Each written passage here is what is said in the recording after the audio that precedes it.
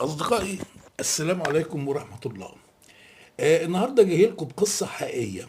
قصة عم خميس، وهو رجل تزوج 27 مرة، يعني تزوج 27 امرأة. والغريبة انه بيبحث عن العروسة ال 28. زمان كنا نتعجب ونندهش عندما يعرض فيلم لرجل مزواج. اختاروا للفيلم عنوان الزوجة السبعة، وده كان لمحمد فوزي وماري كويني.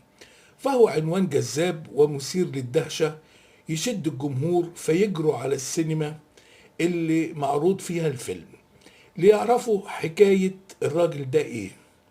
ونقول يا اتجوز 7 مرات. يجي فريد شوقي وهند رستم ويقدموا فيلم الزوج العازب، اتجوز 9 مرات، اللي هو طبعا فريد شوقي. فنقول ايه ده؟ معقول اتجوز 9 مرات؟ وبعدين تيجي قنبلة شادية ورشدي أباظة في فيلم الزوجة ال13.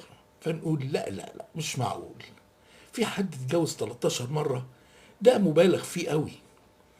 وبعد ما نتفرج ونتبسط ونعرف الحكاية نقول يلا، ما هو شغل سيما.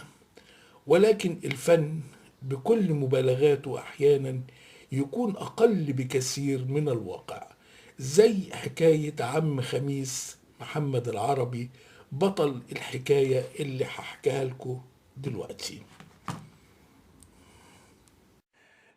ورد بمجلة المصور في مارس 1925 حكاية عم خميس محمد العربي، عمره 97 سنة، وهو من سكان حي الجمرك بالأسكندرية.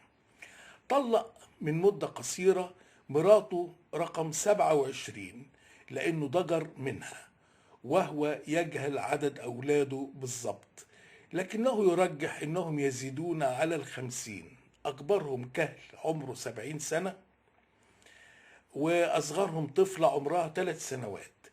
ولا يزال خميس محافظا على كمال قواه العقلية والجسدية، وهو فخور بقوته وبطشه.